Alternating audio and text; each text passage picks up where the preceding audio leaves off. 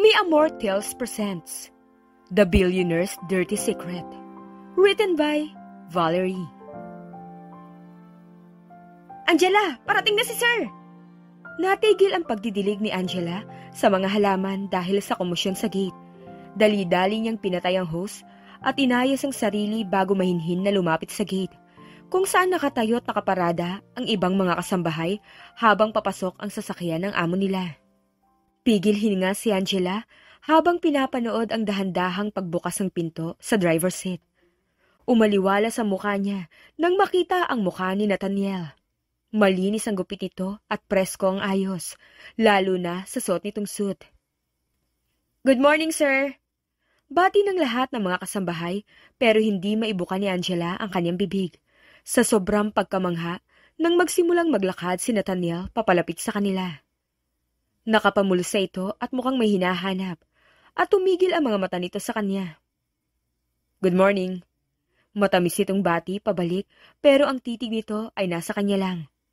Bahagyang iniwas ni Angela ang kanyang tingin at napayuko dahil sa ilang na sigurado niyang napansin din ng lahat ng mga kasambahay.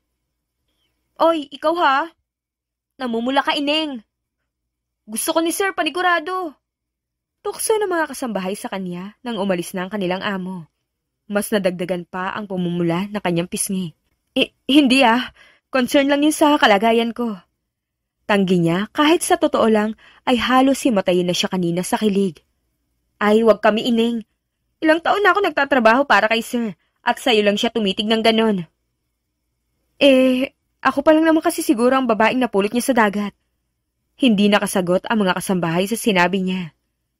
2 linggo pa lang ang nakalilipas nang magsimula siyang tumira sa bahay ni Nathaniel de la Cruz, matapos siya nitong makita sa dagat na nalulunod. Paggising niya, wala siyang maalala maliban sa kanyang pangalan.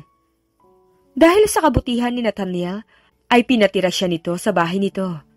Pinatingin din siya sa doktor at napag-alamang may retrograde amnesia siya mula sa muntik na pagkalunod. "Angela!" Nanigas siya sa kanyang kinatatayuan nang marinig ang malalim na boses ni Nathaniel mula sa likuran.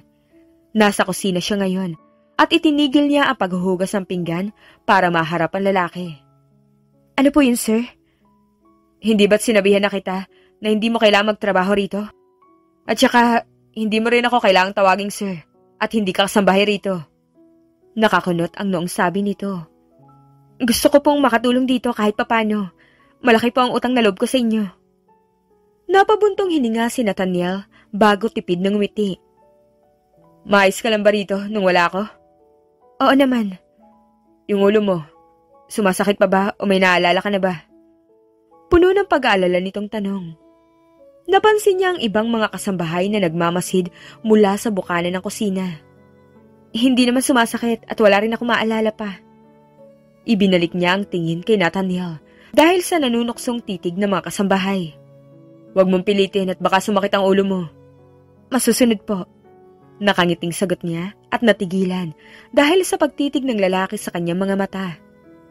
Malalim na kulay asul ang mga mata nito at nakakahumaling lalo na tuwing naaarawan. "Sir Nathaniel!" Napalingon ng lalaki nang marinig ang boses ni Susana, isa sa mga kasambahay pero wala na ito bago pa nakita ni Nathaniel. Mahina siyang natawa dahil nakita niyang hinablot ng ibang mga kasambahay si Susana at nagtago. "Sa opisina na muna ako at tigilan mo na ang paghuhugas dyan. Hayaan mo na mga kasambahay na gumawa niyan. Bisita kita rito." "Sige po." Tanging sagot niya at ayaw niyang makipagtalo pa sa lalaki. Nang umakyat ng lalaki ay nagsilabasan naman agad ang mga kasambahay para pagtumpukan siya at usisain. Naku, Angela! Ang mga titig ni Sir, inlababo na yun sa'yo." Namula naman agad si Angela sa tukso ni Bella. "Ganun naman talaga ang mga mata ni Nathaniel. Tumigil nga kayo." Saway niya rito kahit na mas may edad na ang mga ito kaysa sa kanya. "Sinasabi lang namin na nakikita namin, Angela. At saka wala namang masama. Maganda ka, masipag at sobrang bait." "Hindi ko alam ang totoong pagkatao. Paano kung masama talaga ako? At kung bumalik ang alaala ko'y babalik din ako sa dati." Hinawakan siya sa balikat ni Susana. "Maalala mo man ang nakaraan mo, hindi ibig sabihin makakalimutan mo na ang bago mong alaala. Nang gumabi bago matulog si Angela, ay sinubukan niya makaalala. Ipinikit niya ang kanyang mga mata at nanalangin na may pumasok na kung anong senaryo sa kanyang utak. Pero wala. Ang tanging naiisip niya lang ay ang masiyahing mukha ni Nathaniel. Si Sir umalis? Tanong niya kay Bella kinabukasan nang makitang wala na ang sasakyang palaging ginagamit ni Nathaniel. Oo, kanina madaling araw. Agad-agad? Kakarating niya lang kahapon na. Dismayadong sabi niya habang nakatitig sa garahe kung saan nakaparada ang sasakyan ng lalaki kahapon. May aasikasuhing importante raw sa syudad eh. Kailan babalik? Baka matagalan. Bakit? Miss mo na agad no? Panunokso sa kanya ng kasambahay. Hindi nagtataka lang ako. Ikaw hindi naman kasalanan na pagpantasyan mo si Sir. At saka, hindi naman kita masisisi. Gwapo si Sir at napakalaki ng mga braso niya. Nakakalaway. Dagdag na mayaman at sobrang bait. Niyugyug pa nito ang balikat niya dahil sa kilig na nararamdaman. Lumipas ang 3 araw ay hindi pa rin nakakauwi si Nathaniel. Hindi maitatanggi ni Angela na nakakaramdam siya ng pangungulila sa lalaki. Hindi siya sigurado kung dahil ba may gusto na siya sa lalaki o dahil nasanay lang siya rito. Hindi siya maaaring lumabas ng bahay kung kaya't ang ginagawa niya tuwing mababagot siya ay pinipilit niyang makaalala. Tuwing sinusubukan niya ay nakakaramdam siya ng kirot sa kanyang sentido. Pero hindi niya yun ipinapaalam sa mga kasama sa bahay. Angela, si Sir!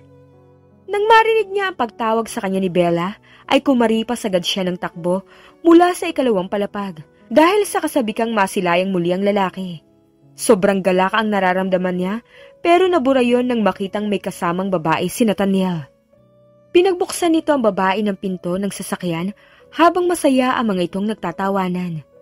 Napalunok siya nang makadama ng pagbabara sa kanyang lalamunan. Bahagya ring sumikip ang kanyang dibdib. Narinig niya ang pagbati ng mga kasambahay kay Nathaniel. Pero hindi nito napansin dahil sa atensyon nitong tutok na tutok sa babaeng kausap. Minabuti na lang niyang magtungo sa malawak na hardin at habang namimitas siya ng mga damo ay may tumawag sa kanya. Angela! Narinig niya ang pagtawag sa kanyang pangalan ni Lori, ang mayordoma roon. Hindi siya sumagot at pinagpatuloy ang ginagawa. Angela, bakit hindi ka sumabay sa amin kanina para batiin si Sir? At saka, ba't ka nandito? Hindi ba gusto mo na makita si Sir? Wala naman pakialam yun, lalo na't mas masaya siyang kasama ang magandang babae na yun, kaysa sa babaeng tulad ko na walang maalala. Nakangusong tugon niya, pero malakas na tumawa lang ang mayordoma.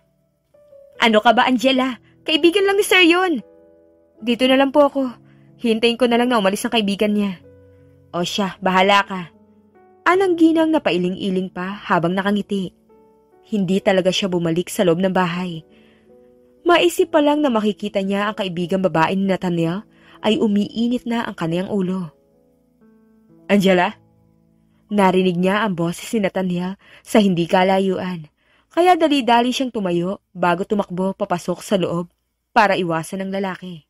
Bago pa siya makapasok ay napasinghap siya nang bigla siyang harangin nito. Iniiwasan mo ba ako? Tanong nito sa kanya. Hindi po. Naiihina po kasi ako. Pagsisinungaling niya at akmang lulusot siya sa gilid nito pero agad ulit itong humarang. Ba't wala ka kanina kasamang ibang mga kasambahay? Palagi mo akong binabati tuwing umuwi ako Nandun ako, hindi mo lang napansin. Pagsisinungaling ulit niya. Hindi nga kita napansin kasi wala ka ron. Ang kaibigan mo? Tikhim niya at napayuko. Umalis na ba? Oo, kanina pa. Sagot ng lalaki sa mahinang boses. Mabuti naman. Wala sa sariling sagot niya. Napaangat siya ng tingin nang marinig ang mahinang pagtawa ng lalaki. Nagsiselos ka ba? Ano? Pumaas ang boses niya sa akusasyon ng lalaki. Ako? Magsiselos? Bakit naman ako magsiselos? Natatawang kumibit balikat ang lalaki. Ewan ko, bakit ba? Bakit ka nga ba magsiselos?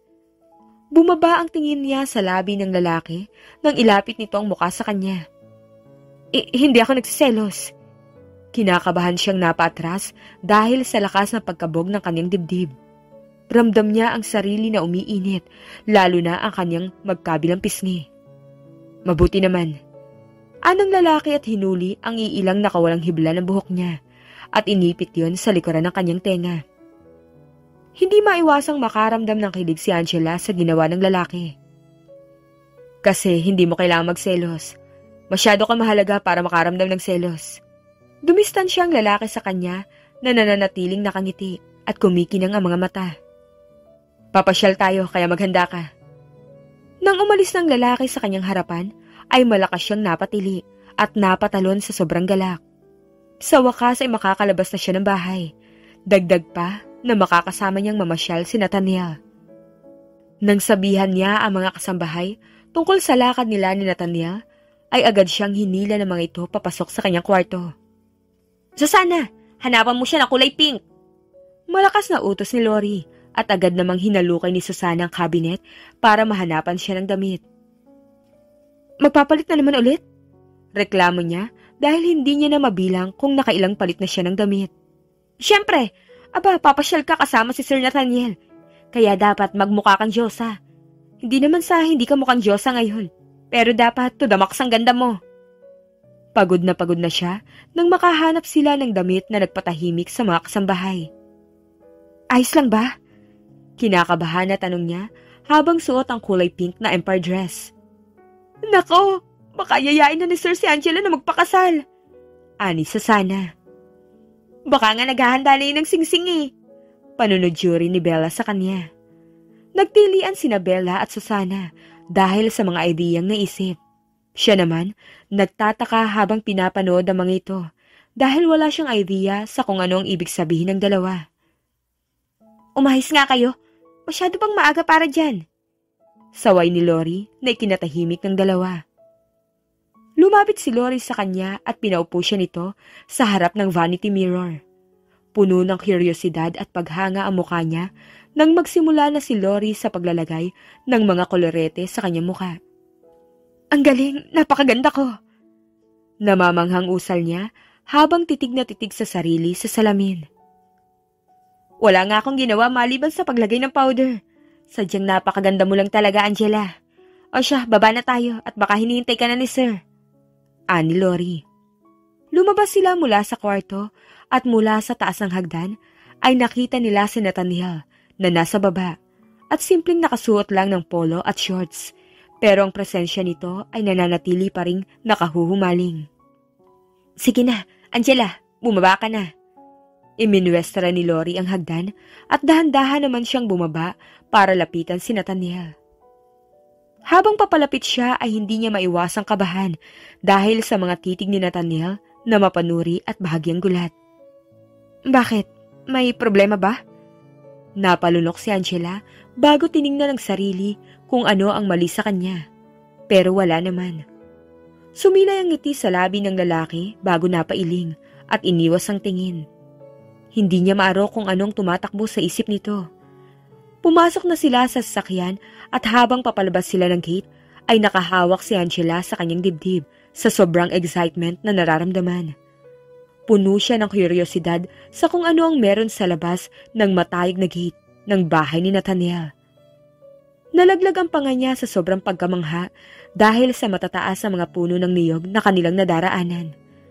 Dumaan din sila sa pampang kung saan tanaw mula sa daan ang kumikinang na tubig ng dagat na kasing asul na mga mata ni Nathaniel. Nandito na tayo. Pukaw ng lalaki sa kanyang atensyon dahil kanina niya pa hindi maalis ang tingin sa labas ng bintana ng kotse. Paglabas niya mula sa sasakyan ay ang maingay na tawanan ng mga tao ang agad na bumungad sa kanya. Sa plaza mismo ay napakaraming nagtitinda at karamihan sa mga binebenta roon ay mga woodcrafts at mga pagkain. Subalit ang tanging umagaw talaga sa atensyon niya ay ang napakalaking simbahan, ang St. Joseph Cathedral. Tara, sa simbahan tayo. Yaya sa kanya ng lalaki, sabay hablot ng kanyang kamay, at saka siya hinila ng marahan papalapit sa simbahan. Ba't dito? Parang gusto mong pumasok eh, tara. Nang lubusan na silang makalapit sa katedral, ay namanghana naman siya habang pinagmamasdan ang kabuuan ng simbahan. Napakahusay ng pagkakagawa roon. Parang marami ng pinagdaanan ng bawat sulok ng simbahan. Antigo man yon ay halata pa rin ang tibay ng pagkakagawa.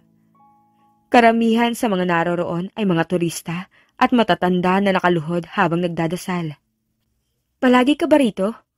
Tanong ni Angela habang iniikot ang paningin sa loob ng simbahan.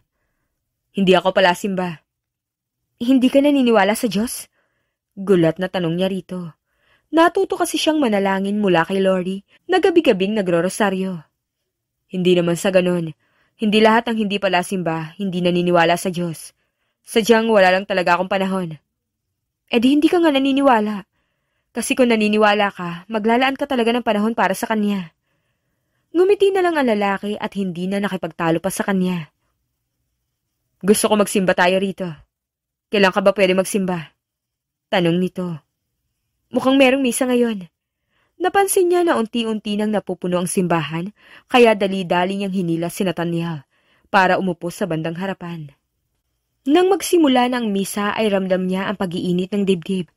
Parang deja vu para sa kanya habang tinatanaw ang paglalakad ng pari.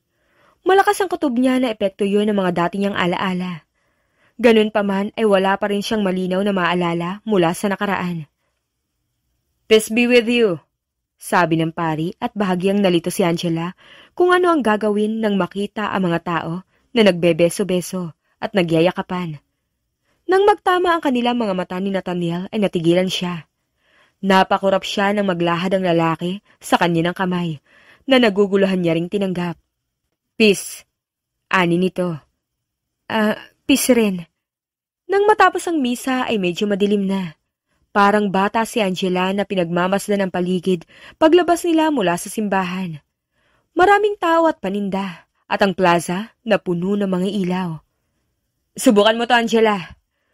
Tukoy ni Nathaniel sa isang tindahan sa plaza kung saan nagbebenta ng pizza. Sobrang pagkamangha niya sa mga bagay na nakikita, lalo na habang pinapanood ang pagluluto ng pizza mula sa panggatong na kahoy. "Ang sarap, grabe. Kahit wala akong maalala, sigurado ako na hindi ko pa ito natitikman dati." Nang matapos silang kumain ay tumungo naman sila sa kabilang tindahan para bumili ng smoothie.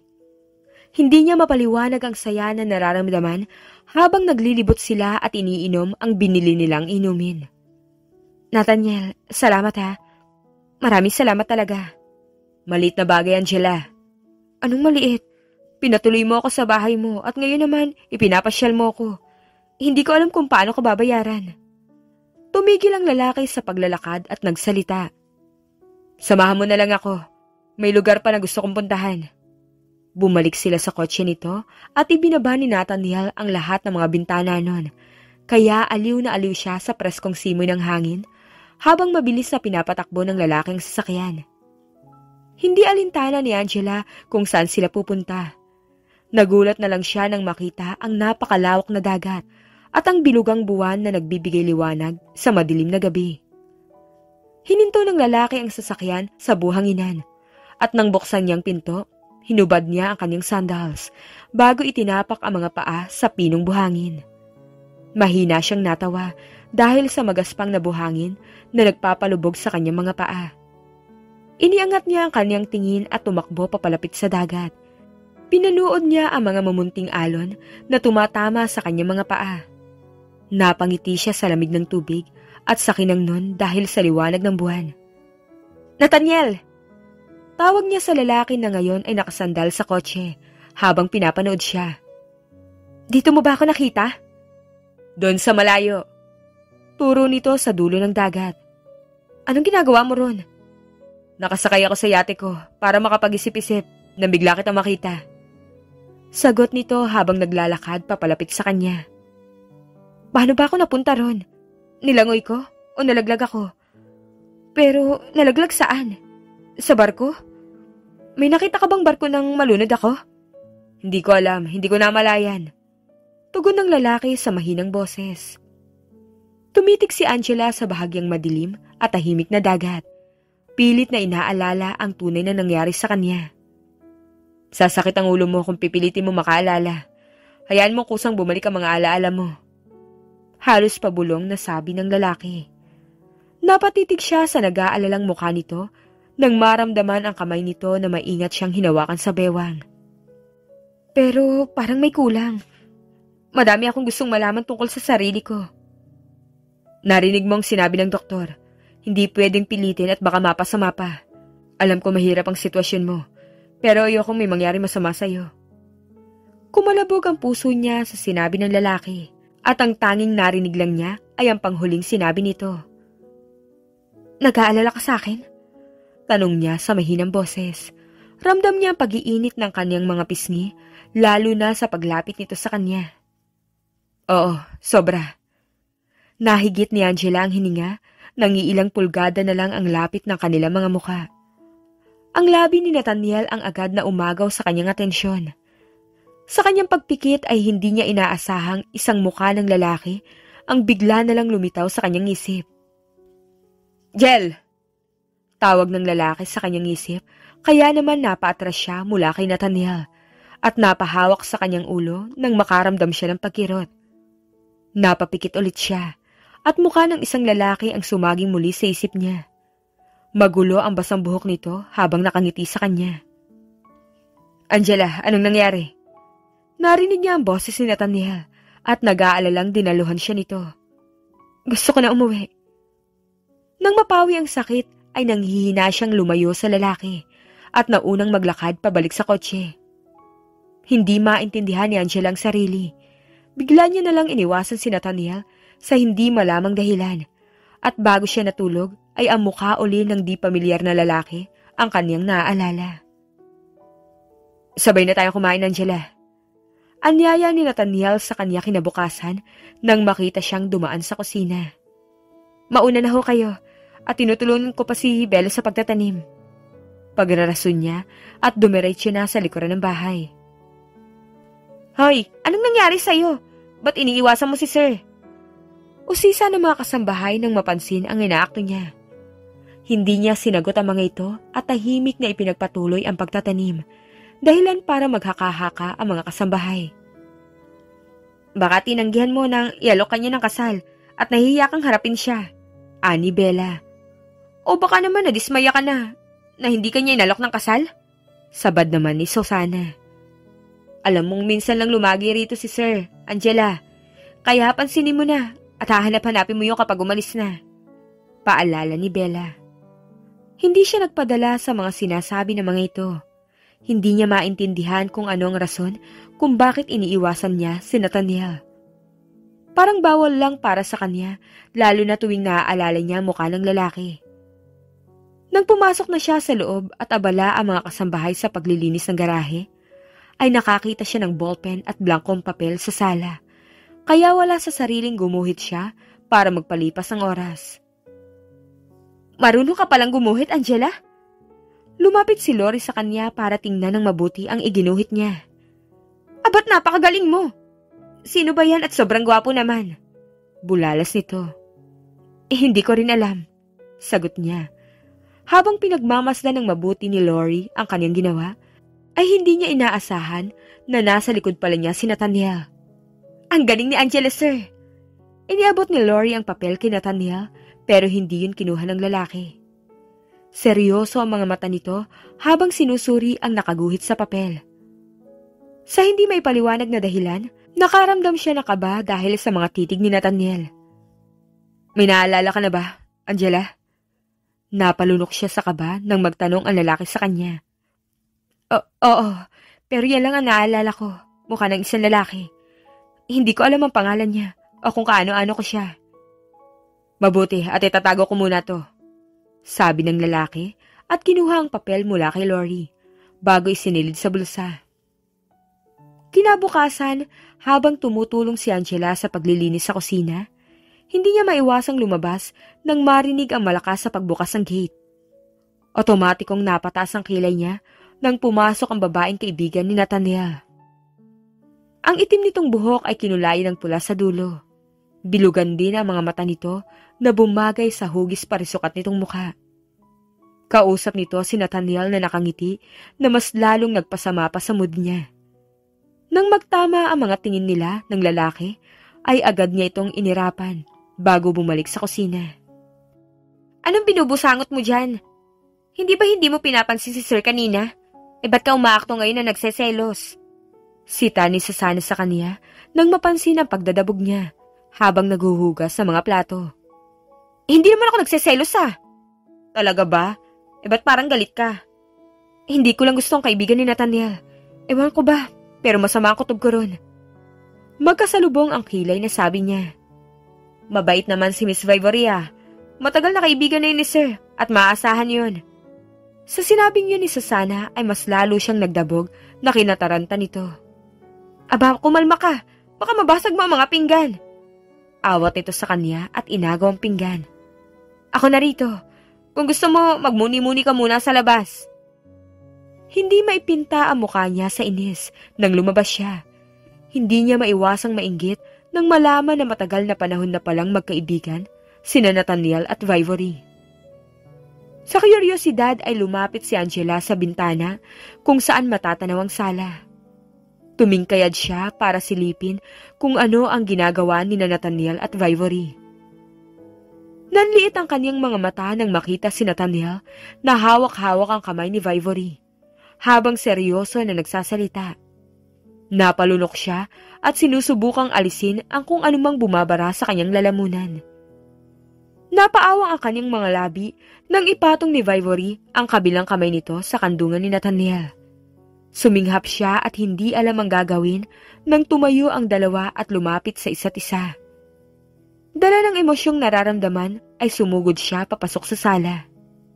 Nanlilisik ang kanyang mga mata sa galit nang hilahin niya si Nathaniel sa damit at walang pasabing inangkin ang mga labi nito.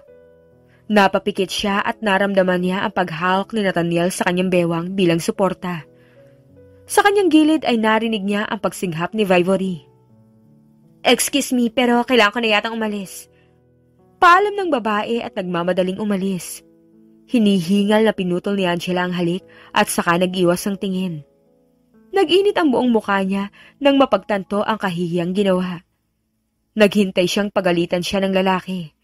Pero sa pagkamangha niya ay tumawa pa ito. Ano yun, Angela? Kanina lang iniwasan mo ko Tapos bigla mo na lang akong hinalikan ngayon. Sabi ko na nga ba't may pagnanasa ka sa akin?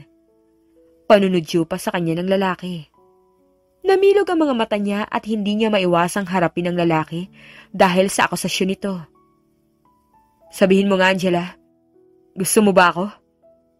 Puno ng tensyong tanong nito at sa paglapit nito sa kanya, ibang mukha na naman ang kanyang nakita. Mukha yun ng lalaki na buong magdamag na gumulo sa kanyang isipan. Umatras siya mula kay Nathaniel nang hindi niya namamalayan. Bigla siyang napakapit sa dibdib nang nanikip yun. At napaiyak siya nang hindi matanggal sa isip niya ang mukha ng lalaki. Angela, ayos ka lang ba? Sabihin mo sa akin, sana masakit. Natatarantang tanong ni Nathaniel. Hindi ko maintindihan. Ang sakit. Hikbi niya. Gusto kita, Nathaniel, pero hindi pwede. Iling niya habang humahagulhol.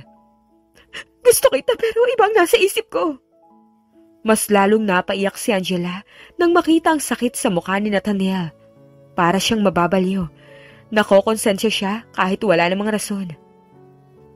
Mahal kita. Pero paano kung iba talaga ang mahal ko pagbalik ng mga alaala ko? Hinila siya ni Nathaniel para yakapin at ibinuhos niya sa bisig nito ang damdamin. Hindi nagsalita ang lalaki. Tahimik lang ito habang hinihimas ang kanyang likod para patahanin. Ayokong saktan ka. Bulong niya nang unti-unti na siyang tumigil sa pag-iyak. Kung yun lang ang paraan para mahalin mo ako, tatanggapin ko ang sakit. Mas mabuti na yan kaysa hindi ko maranasan ang pagmamahal mo. Mahigpit na niyakap ni Angela ang lalaki pabalik dahil sa sinabi nito. Bakit? Bakit sobrang bait mo sa akin? Kasi mahal kita. Pag-amin nito. Pero wala akong maalala. Hindi mo lubos na alam ang pagkatao ko. Paano kung hindi niya na naipagpatuloy pa ang sasabihin nang bigyan siya ni Nathaniel ng mabilis na halik sa labi? Hindi ko man alam ang lubos mong pagkatao. Pero naniniwala ako mabuti kang tao, Angela. At mahal kita. Alam niya na masyadong delikado ang daang tatahakin niya sa pagmamahal kay Nathaniel. pero hindi niya kayang pigilan ang damdamin. Nang gumabi ay payapang nakatulog si Angela na walang mukha ng ibang lalaki ang iniisip, maliban kina Nathaniel. Oy, ano yung nakita namin kahapon, Angela? Pag-uusisa ng mga kasambahay nang pumunta siya sa kusina pagkagising. Mabilis siyang namula at napahiya sa isipin na pinapanood sila ng mga kasambahay kahapon. Wala ah, tanggi niya at inabalang sarili sa pagtitimpla ng kape. Hoy, anong wala? Bongga, boyfriend mo na si Sir. Palagi na kayo maglalabing-labing ni Sir at baka nga yayain ka na nun ng kasal sa susunod. Tawanan ng mga kasambahay. Grabe naman po kayo, hindi nga po ako makaalala. Ano naman ngayon? Importante, masaya ka. Teka, masaya ka nga ba? Tanong ni Lori na nakapamewang. Masaya naman po pero naguguluhan ako. Paano kung may boyfriend pala ako noon? Kung may boyfriend ka, ba't hindi ka pa hinahanap nun? Natahimik siya at parang nasaktan sa isipin na walang naghahanap sa kanya. Alam mo, Angela, ba't hindi ka nalang sumama sa amin na mamalengke para mabaling mo ang atensyon mo sa mga ibang bagay? Agad na nagkakulay ang mukha ni Angela nang yayain siya ni Lori. Hindi pa siya nakakapunta sa palengke at gusto niyang makita kung anong meron doon. Saan kayo pupunta? Tanong ni Nathaniel nang makita sila na papalabas ng bahay. Kakagising lang nito at magulo ang buhok.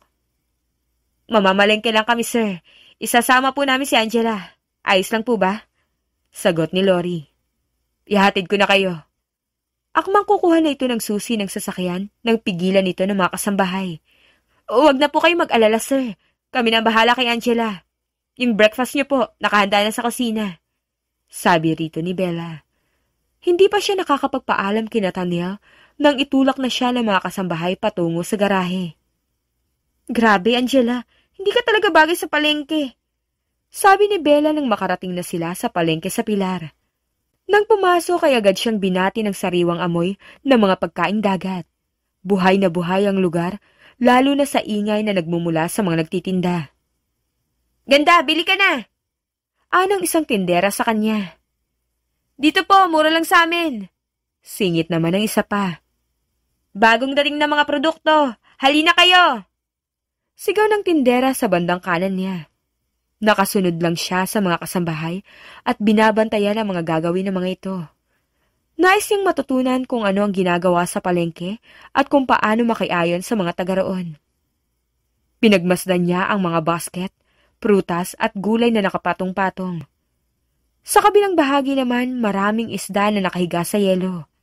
Ang enerhiya sa palengke ay nakakahawa. Sobrang ingay, pero nakakatuwa lalo na ang mga tawa ng naririnig niya. Angela? Lumingon siya nang marinig ang kanyang pangalan, habang abala ang mga kasambahay sa pakikipag-usap sa isang tindero. Angela! Naguluhan siya nang lapitan siya ng isang babae na nakasuot ng sunglasses. Napasinghap siya nang bigla siya nitong yakapin. Nandito ka lang pala. Ano ginagawa mo rito? Tanong ng magandang babae na parang matagal na sila magkakilala. Namamalengke. Sino ka ho ba? Anong namamalengke? Malakas na tumawa ito, pero natigilan ng tila may mapagtanto.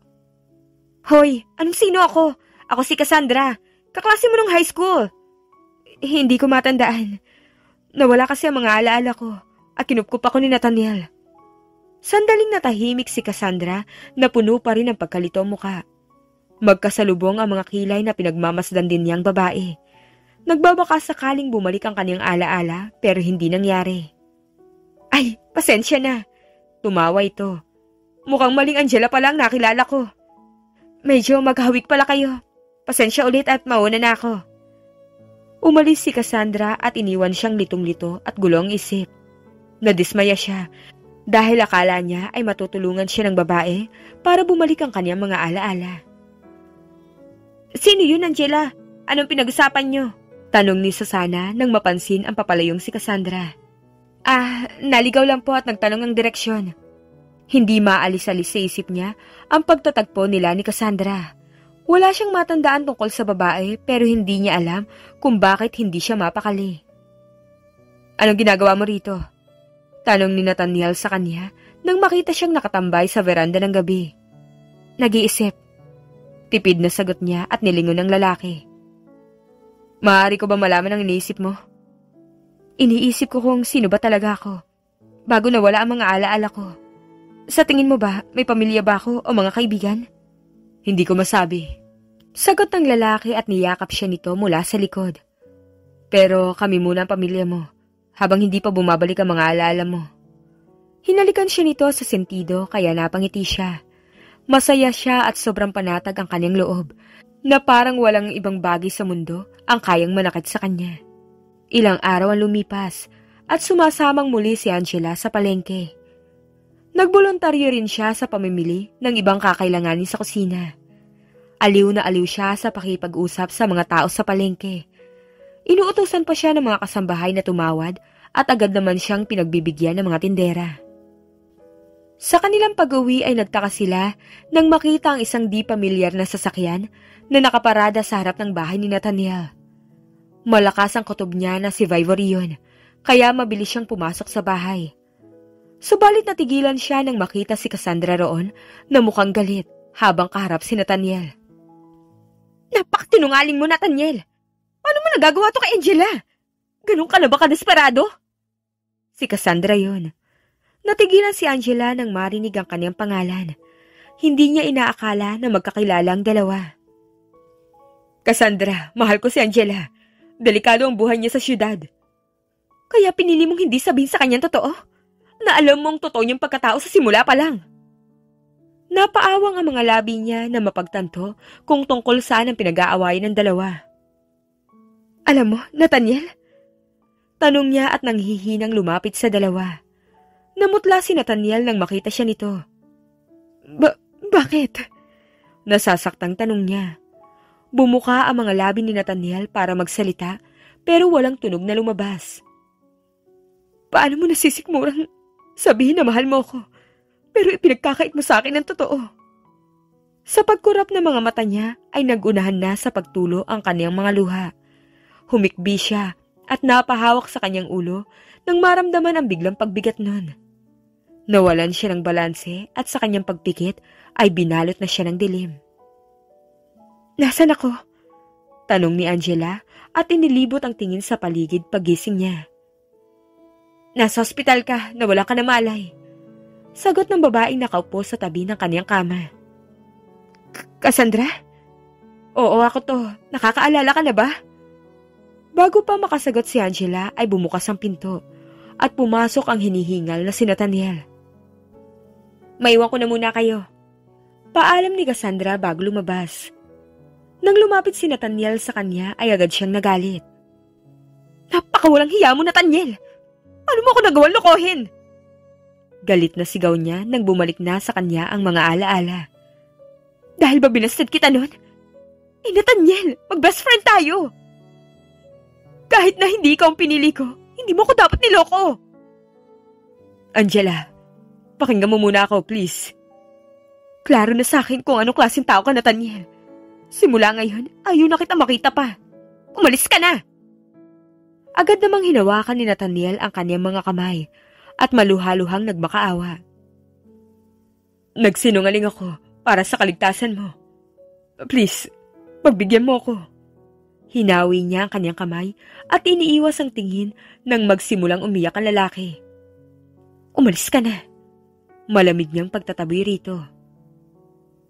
Hindi mo man ako pinili noon. Pero wag mo sanang kalimutan ang katotohanan na sa panahong nawalan ka ng alaala, minahal mo ako. Yun ang sinabi ng lalaki bago umalis. Napasinghot si Angela at pinunasan ang magkabilang pisngi niya dahil sa hindi niya mapigilang umiyak. Bumalik sa isipan niya ang mga alaalang kasamang lalaki. Kababata niya ito at naging kaklase noong high school. Pagtungtong ng college ay nagbalak itong ligawan siya, subalit may iba siyang gusto, si Zoren. Hindi niya inaakala na magagawa siyang pagtaksilan ni Nathaniel dahil sa tagal ng pagsasama nila bilang magkaibigan. Gusto ko nang bumalik, Cassandra. Sabi ni Angela nang balikan siya ni Cassandra sa kwarto kung saan siya nakakonfine. Oo, naayos ko na ang lahat. Baka bukas pwede ka na rin ma-discharge. Kinabukasan, pagka-discharge ni Angela mula sa ospital, ay agad siyang nagyaya na sumakay na ng eroplano para bumalik na Maynila. "Madam!" Patakbong nilapitan siya ni Ara, ang sekretarya niya, nang bumaba ito mula sa private jet na pag-aari niya. "Si Ara lang bang sinabihan mo?" Tanong niya kay Cassandra habang tinatanaw ang paglapit ni Ara. "Oo. Gusto mo ba sabihan ko rin si Zoren?" "Oo, maraming salamat talaga," tugon niya. Dinumog ng mga news reporters ang buong nahiya habang papalabas si Angela na nakasuot ng sunglasses. Sa hindi kalayuan ay napansin niya ang isang pamilyar na bulto na naglalakad papalapit sa kanya. Agad na nabuhayan siya nang makita ang kabuuan ng mukha ni Zoren. "Sobrang saya ko at buhay ka pa." Mahigpit siya nitong niyakap na punong-puno ng pagkasabik at takot. "Akala ko mawawala ka na dyan. Hindi mo alam kung gaano ako natakot." "Wala ka nang dapat na ipag-alala. Nandito na ako," aniya sa kasintahan. Nang makapasok silang dalawa sa sasakyan, agad niyang itinanong ang mga naganap nang mawala siya. "Hindi naging maayos ang standing ng kumpanya nang umalis ka. Masyado kami nasaktan sa pagkawala mo at hindi na namin masyadong naalagaan ang negosyo." Sagot nito. "Dahil nandito na ako, ayusin ko ang kumpanya." "Jel, may naalala ka ba bago ka nalunod?" Tanong ng lalaki. Pansamantalang natahimik si Angela habang inaalala ang nangyari. "Nasa yate tayo dahil sinaselebrate natin ang birthday ko. Nalasing ako. Pagkatapos nun, wala na ako maalala." "Sumasayaw ka habang lasing ka. At nauntog ka siguro sa may railings dahil nakarinig kami ng malakas sa pagkabunggo. Nang hanapin ka namin sa yate, wala ka na." Sabi ni Zoren habang malambing na pinaglalaruan ang mga kamay niya. "Huwag na nating intindihin ang trahedyang naganap. Ang importante, nandito na ako." Aniya rito. Alam naman niya ang dahilan kung bakit hindi siya nahanap ng pamilya niya at ni Zoren. Kagagawa ng lahat ng iyon ni Nathaniel. Nang pumasok ng sasakyan sa napakatayog na gate, ay napahawak siya sa kanyang dibdib dahil sa mga ala-alang bumabalik sa kanyang isip. "Angela, namiss kita. Hindi mo alam kung gaano ako nag-alala sa'yo." Tumakbo ang stepmother niya na si Rita paglabas nito ng bahay para salubungin siya ng mahigpit na yakap. Ang tiya Rita niya ang tanging pamilya na mayroon siya. Pangalawang asawa ito ng yumaong ama niya, habang ang ina naman niya ay maaga ring kinuha dahil sa malubhang sakit. "Namiss din kita, tita." Maluhaluhang sambit ni Angela bago kumawala mula sa yakap nito. "Sobrang saya ko. Nakabalik na ako rito." "Ako rin. Kaya naman magpapaparty ako ngayong gabi mismo." Nang gumabi ay maraming umalalay kay Angela para magayos. 2 makeup artist, isang hairstylist at isa ring fashion designer. Nasa hotel sila ngayon kung saan gaganapin ang welcome party para sa kanya. Habang inaayusan siya ay napatulala siya sa kanyang refleksyon sa salamin at biglang sumagi sa isip niya ang mukha ni Nathaniel. Parang ginagapos ang puso niya habang inaalala ang mga oras na nakasama niyang lalaki habang nasa Siargao siya. Nang matapos sa pagayos, agad siyang pumunta sa auditorium ng hotel. "Ngayong gabi, ating tunghayan ang pagbabalik ng unika iha ng mga Garcia, si Angela Garcia." Sa anunsyong yun ng host ay bumukas ang pinto at nagsitayuan ang mga tao habang pinapanood ang paglalakad niya na suot-suot ang long gown na sobrang hapit sa katawan. Sa kalagitnaan ng kanyang paglalakad ay sinundo siya ni Zoren sa gitna. Hinawakan nito ang kanyang kamay at banayad na hinalikan ang likuran ng kanyang palad. Dahil sa ginawa nito ay sunod-sunod ang pag-flash ng mga camera sa paligid at ang pagpapalakpakan ng mga tao. Hindi maintindihan ni Angela kung bakit naninibago siya sa kilos ng nobyo. Palagi namang sweet ito sa kanya kahit nung bago pa siya nawala ng alaala. Pero hindi niya maintindihan kung ano ang mali. Kahit sa pag-upo nila ay nakaakbay sa kanyang lalaki at hinihimas-himas nito ang kanyang balikat. Napalunok siya dahil sa ilang na nararamdaman. "I need to go to the restroom." Paalam niya bago tumayo sa kalagitnaan ng programa. Dali-dali siyang lumabas mula sa auditorium at huminga ng malalim para pakalmahin ang sarili mula sa ulo niyang kumikirot. Naglakad-lakad siya sa grounds ng hotel habang hinihilot ang sentido. Parang mawawasak ang ulo niya sa sobrang sakit na nararamdaman. Natigilan lamang siya sa paglalakad nang makita ang kanyang stepmother na nagmamadaling naglalakad. Dahil sa kuryosidad ay hindi niya maiwasan na sumunod. Sa kanyang pagsunod, mabilis siyang nagtago nang marinig ang napakalakas na sigaw nito. "Napakawalang kwenta!" Bulalas nito. Sumilip siya mula sa pagtatago sa pader para tingnan kung sino ang kausap ng stepmother niya. At nakita niya si Zoren na tila balisa.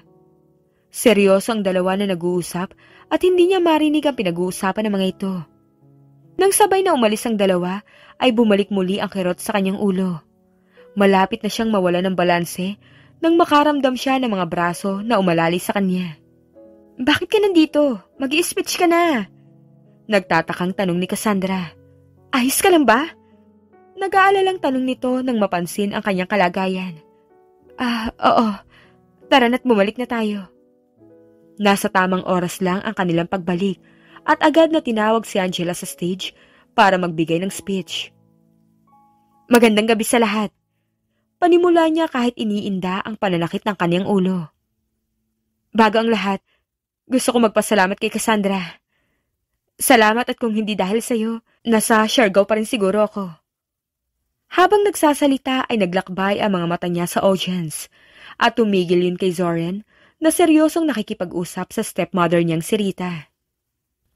"Hindi ko alam kung ano mangyayari sa akin kung nanatili akong namuhay na walang maalala, na walang alam kung sino talaga ako." Nanigas siya sa kanyang kinatatayuan nang makita ang kamay ni Zoren sa kandungan ni Rita. Parang unti-unti ay bumalik ang mga alaala niya. Akala niya ay natandaan na niya ang lahat, pero nagkamali siya.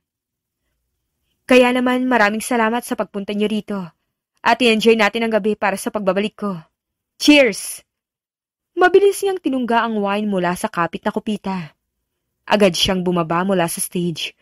Nakita niya na umayos sa pagkakaupo si Zoren at ang stepmother nang makita siyang papalapit. "Tita, pwede ba akong maunang umuwi? Kailangan ko na po kasi matulog eh. Medyo masakit ang ulo ko." Sure. Sabihan mo na lang ang driver. At kailangan ko pang entertain ng mga bisita." Pag-uwi niya sa bahay ay napahagulhol siya. "Paano ko nagawang kalimutan ang mga taong nagtaksil sa akin?" Iyak niya habang yakap-yakap ang unan at nakatanaw sa litrato ng yumaong ama niya. Klarong-klaro na sa isip niya ang kanyang mga alaala. Kung ilang beses na niyang palihim na nahuli ang tinatagong relasyon ng fiancé niya at ng kanyang stepmother, kung paano siya nagbulag-bulagan sa mga nakalipas na taon. At noong gabi kung kailan siya nalunod, ay naalala niya ang lahat, kung paano siya itinulak ng dalawa mula sa yate, matapos niyang malasing dahil sa pagkompronta niya sa mga ito. "Nathaniel." Helpless na tawag niya sa lalaking totoo ang concern sa kanya. Kinabukasan ay nagkunwari si Angela na parang walang nangyari.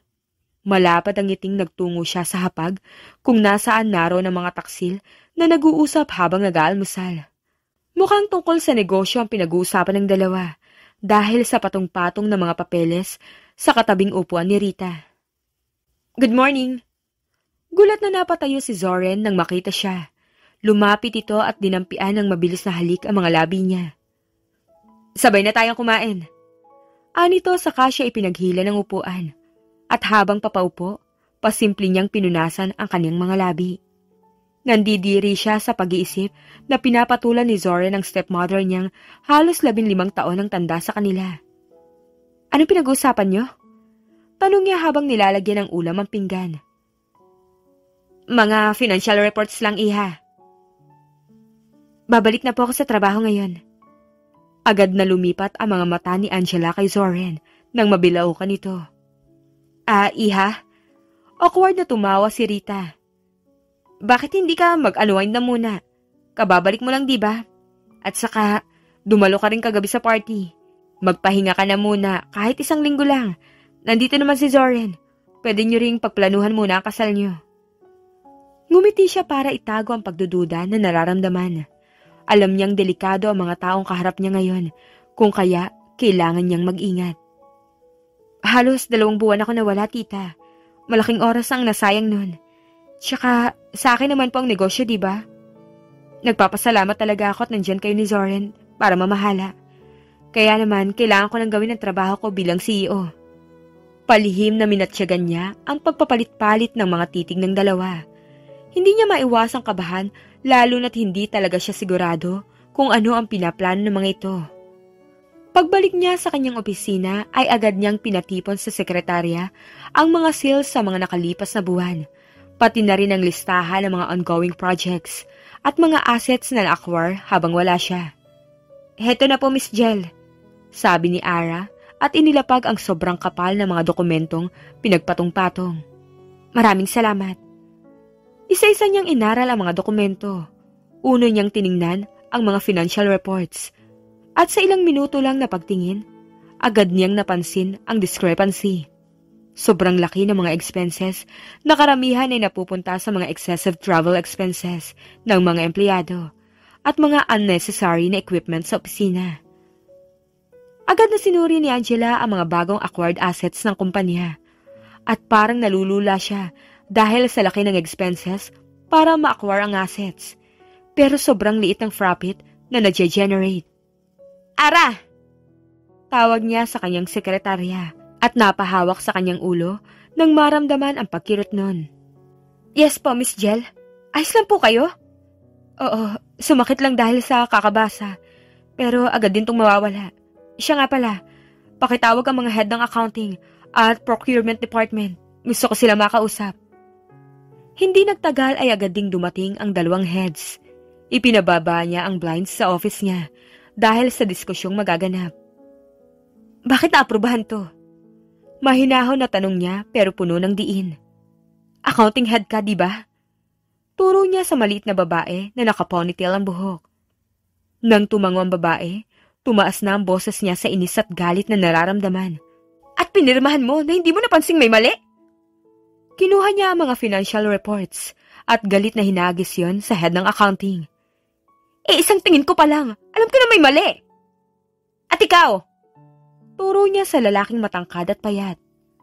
Ba't bili kayo ng bili ng mga shares? Hindi niyo malang ni-review kung profitable. Napayo ko ang dalawa dahil sa nagbabagang titig na itinatapon niya sa mga ito. Napaka-incompetent niyo. Sige nga, gusto ko marinig ang depensa niyo. Hinila niya ang kanyang swivel chair at padabog na umupo. Nautosan lang po kami, sabi ng babae habang nanginginig sa kaba at takot. At sino ang nag-utos sa inyo? Si Ma'am Rita po. Napabuga ng hangin si Angela nang sa wakas ay nakumpirma na rin ang hinala niya. At anong utos niya sa'yo? Naipalabas na konti lang ang kinikita ng kumpanya. At ikaw? Baling niya sa lalaking head. Nautusan lang din po ako na i-acquire ang mga assets na gusto ni Ma'am Rita. At hindi mo man lang ni-review? Gigil niyang tanong. Ni-review po. Napag-alaman ko ng mga assets na ipinagbili ni Ma'am Rita galing sa kumpanya niyang matagal nang bumagsak. Nang matapos ang trabaho ni Angela, agad siyang dumiretso sa bahay.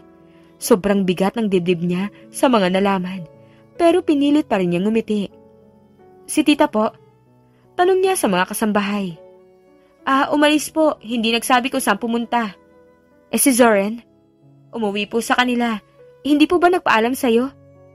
Hindi ko po sigurado. Sige po, akyat na po ako. Umakyat siya sa 2 palapag, pero bago pa siya makapasok sa kanyang kwarto, ay natigil ang kanyang mga mata sa kwarto ng tiyahin. Hindi na siya nagdalawang isip at mabilis sa pumasok sa kwarto ni Rita at nagtungo sa drawer nito.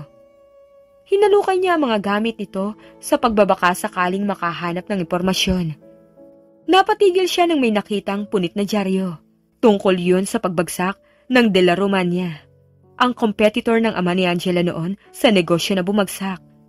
Napaupo siya sa kama habang binabasa ang dyaryo. May pulang guhit doon na nakapalibot sa pangalan ng daddy niya. Kung paano nito matagumpay na napabagsak ang kalabang negosyo. Sa pag-angat ni Angela ng tingin, namilog ang kanyang mga mata nang makita ang picture frame ng daddy niya. May malaking kulay pulang X ito sa mukha na mukhang ginamitan ng lipstick. At ano naman ang ginagawa mo rito? Namutla siya nang makita si Rita na nakakapit sa doorknob ng pintong nakabukas. Hindi niya namalayan ang pagdating nito. Anong ibig sabihin nito, tita? Napalunok si Angela at lumayo sa kama habang nakaturo sa picture ng daddy niya. Oh, ito? Lumapit si Rita sa picture at inangat yon. Bakit? May mali ba? Ano ang plano mo? Nakita ko lahat ng reports at napag-alaman kong kinokorap mo ang kumpanya. Para ano? Maghigante dahil sa ginawa ni Dad sa kumpanya niyo? Akusasyon niya kahit na binabalot na siya ng kaba. Mukhang marami ka nang nalalaman simula nang bumalik ka. Tumawa ito nang nakakakilabot. Bakit? Mali ba, Angela? Ang ama mo ang rason kung bakit naghirap kami. Kung bakit namatay ang mga magulang ko sa pagkalubog sa utang. Nararapat lang ang nangyari sa kanya. Natahimik si Angela nang mapagtanto ang mga katagang kusang lumabas sa bibig ni Rita. Ikaw? Ikaw ang sala rin sa pagkamatay ni Dad? Nangumiti ito nang nakakatakot ay namutla siya.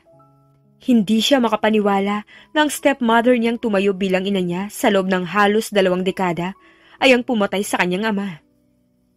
Ikaw nga dapat ang isusunod ko, diba? Kaso ang hinayupak na De La Cruz, takialam. Tukoy nito kay Nathaniel at bumagal ang paghinga niya nang mapagtantong tama ang mga sinabi ni Nathaniel sa kanya, na delikado kung bumalik siya. Baliw ka! Baliw!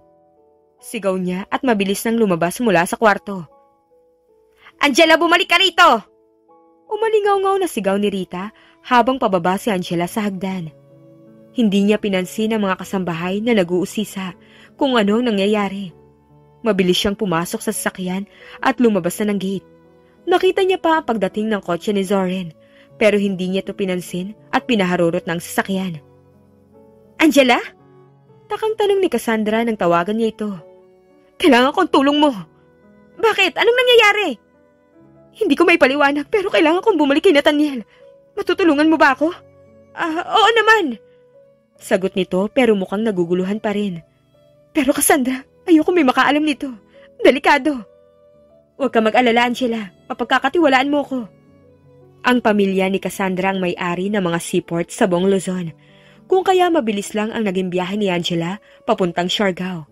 Sakay ang isang pribadong ferry. Angela, nandito ka! Agad siyang niyakap ni Lori nang pagbuksan siya nito ng gate. Akala namin ko ano nang nangyari. Bakit bigla kang umalis? Nag-aalalang tanong ni Lori at pinapasok siya sa loob. Nakita niya na naroroon din sina Bella at Susana na mukhang natutuwa sa pagbalik niya. Mahabang kwento. Si Nathaniel po, nasan? Kailangan ko siyang makita. Aniya at saka naman bumukas ang pinto ng bahay. Itinuon niya roon ang kanyang tingin at parang tumalo ng puso niya nang makita si Nathaniel na nakatayo at puno ng pagkagulat ang mga mata. Nilapitan niya ito habang naghuhurumentado ang kanyang puso dahil sa pinaghalong kaba, takot at tuwa. Angela, sambit ng lalaki sa kanyang pangalan. Nandito ako para humingi ng tawad. Halos pabulong na sabi niya, saka napayuko nang maramdaman niyang sarili na parang naiiyak siya. Hindi kita pinakinggan. Masyado ako naguluhan at nasaktan. Hindi na natapos ni Angela ang sasabihin nang hilahin siya ni Nathaniel at mahigpit na niyakap. Masaya ako makita ka muli. Bulong nito at saka hinagod ang kanyang buhok. Sana nakinig ako. Nagsimula na siyang umiyak. Hinahabol nila ako. Papatayin nila ako, Nathaniel. Ligtas ka rito. Wala kang dapat ipag-alala. Sa sinabing yun ni Nathaniel at sa paghalik nito sa kanyang noo, ay napanatag ang loob ni Angela. Nang pumasok sila sa loob ay kinuwento niya ang lahat-lahat kay Nathaniel. Hindi lang si Tita Rita ang humahabol sa akin. Magkasabot silang dalawa ni Zoren. Bumalatay sa mukha ng lalaki ang galit. Pwede tayong mag-file ng lawsuit laban sa kanilang dalawa. May lawyer ako na maaari natin pagkatiwalaan. Pwede ba nating tawagan ngayon mismo? Kailangang makulong sina Rita at Zoren sa lalong madaling panahon. Tugon niya.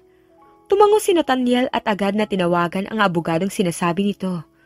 Sinabihan sila ng abogado na kailangan ng mga witness maliban sa kanya para mapatibay ang kaso. Ano na ang plano mo?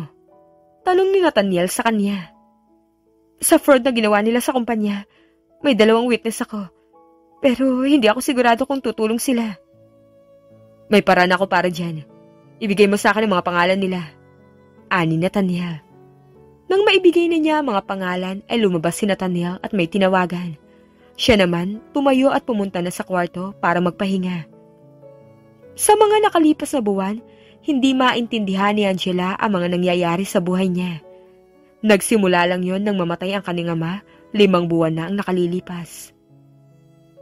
Anong nangyayari? Gulat na tanong niya pagising niya kinabukasan. Nanonood ng TV ang mga kasambahay kasama si Nathaniel. Pinagbantaan ni Ma'am Rita ang buhay ng pamilya namin kung hindi kami susunod sa kanya. Sabi ng babaeng empleyado niya na naka-live ngayon sa balita. Paano? Gulat na tanong niya at nang tumingin siya kay Nathaniel ay seryoso lang itong nanonood nang hindi siya nililingon. Bakit ka umaamin ngayon? Tanong ng interviewer sa empleyado. Dahil binigyan po kami ng proteksyon ni Miss Angela, hindi na kami natatakot ngayon na sabihin ng totoo. Yun ang huling sinabi ng empleyado niya bago pinatay ni Nathaniel ang TV at tumayo para lapitan siya. Ikaw ang may gawa nun? Gulat niyang tanong sa lalaki. Oo, may mga witness na tayo at may mga dokumento rin tayong hawak na pwedeng ilaban. Nakapag-report na rin ako sa SEC, PNP at NBI. Kailan mo ginawa lahat ng to? Hindi pa rin makapaniwalang tanong niya. Kagabi. Mahinang sagot ni Nathaniel kaya napaawang ang mga labi niya. Kagabi payapa siyang natutulog habang ang lalaki naman ay mukhang wala pang pahinga para magawan lang ng aksyon ang problemang kinakaharap niya ngayon. Huwag ka na mag-guilty. Ginusto kong tumulong. Anito kahit wala pa siyang sinasabi. Sana kinising mo ako para sabay tayo nagtrabaho. Ayoko. Simangot ng lalaki at inayos ang mga nakawalang hibla ng kanyang buhok. Gusto ko makapagpahinga ka. Tsaka nga pala, napag-alaman kong nawawala ang stepmother at fiancé mo. Anong ibig mong sabihin? I meant what I said. They are missing. Nagtatago na. Napasinghap siya sa takot na baka nasa paligid lang si Rita at binabantayan sila. Huwag ka mag-alala. Ipinapahanap ko na sila. Pagpapakalma sa kanya ni Nathaniel. Paano kung nandito sila sa Siargao? Paano kung patayin nila ako? Hindi niya maiwasang maiyak sa takot. Sobrang presko pa sa memorya niya ang ginawang pagtapo ng katawan niya sa dagat na parang bangkay. Huwag kang mag-alala. Ani Nathaniel at saka siya niyakap para patahanin siya. Hindi ako papayag na saktan kanila. Lumipas ang 1 buwan ay kinakailangan bumalik ni Angela ng Maynila para sa trial. Hindi pa nahahanap si Rita at Zoren kung kaya magpo-proceed sila sa ex parte. A one-sided trial. Marami ang bodyguards na nakapalibot sa kanya nang dumating sila sa Maynila. Napupuno rin ang mga daan ng mga reporters habang bumabiyahe sila patungo sa safe house na pag-aari ni Nathaniel. Maraming salamat sa ginawa niyo. Niyakap ni Angela ang 2 niyang empleyado na tatayo bilang mga testigo nang makita niya ang mga ito kinabukasan sa safe house. Naghahanda na rin ang mga ito para sa hearing. Ito na lang po ang paraan para makabawi kami sa kabutihang ginawa ng ama niyo sa amin. Anang isa sa mga empleyado. Hindi nagtagal ay nagsimula ng hearing at preparado si Angela, lalo na't hindi umaalis sa tabi niya si Nathaniel. Mabibigyan na rin sa wakas ng hustisya ang pagkamatay ni Dad. Sabi niya habang bumabiyahe sila papuntang korte. Hinawakan ni Nathaniel ang kanyang kamay at pinisil. At hustisya rin para sa'yo. Napaaga ng 1 oras ang kanilang pagdating. Punong-puno ng mga reporters ang labas ng Manila Regional Trial Court. Samot-sari ang mga tanong ang binabato sa kanya habang naglalakad siya patungo sa entrada ng gusali. Saan ka pupunta? Tanong ni Nathaniel nang tumayo siya mula sa ilang minutong paghihintay na magsimula ang trial. Sa CR lang, saglit lang ako. Habang nasa cubicle siya ng banyo, ay nakarinig siya ng babaeng kumakanta.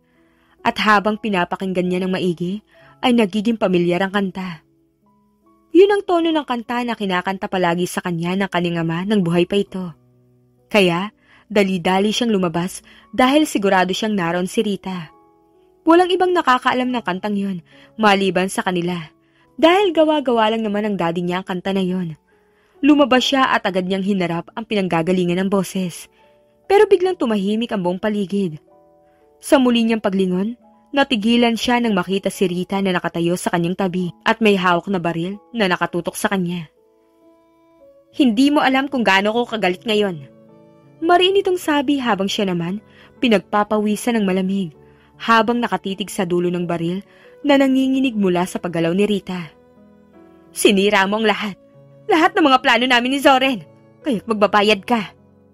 Napasinghap siya at napapikit dahil sigurado siya na sa mga oras na yon, wala siyang kawala. Hindi siya makakatakas lalo na't isang kalabit lang ni Rita, mawawalan siya ng buhay. Narinig niya ang pagputok ng baril at kasunod nun ay ang isang matamis na bulong.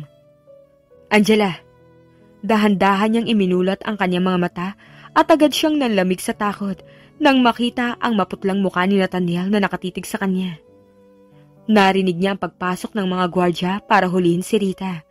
Pero sa mga oras na yon ay si Nathaniel ang kanyang inaalala. Mabilis niya itong dinaluhan nang bumagsak ito sa sahig. Ipinaunan niya ang kanyang kandungan para bigyang suporta ang ulo ng lalaki. Ang ganda mo, nakangiting sabi ng lalaki habang bahagyang napapapikit. Umayos ka nga! Huwag mong ipikit ang mga mata mo! Sigaw niya rito. Mamahalin pa rin kita, Angela, kahit saang mundo ako mapadpad. Mahal kita. Natutop niya ang kanyang bibig at napahagulhol nang ipikit na ni Nathaniel ang mga mata nito. Lumipas ang mga araw hanggang sa naging buwan. Masakit ang loob na pinagmamasdan ni Angela ang nakaratay na katawan ni Nathaniel sa hospital bed. Nakoma ito mula sa tama ng baril. Alam mo, ang tanga-tanga ko. Humihikbing sabi niya sa natutulog na lalaki.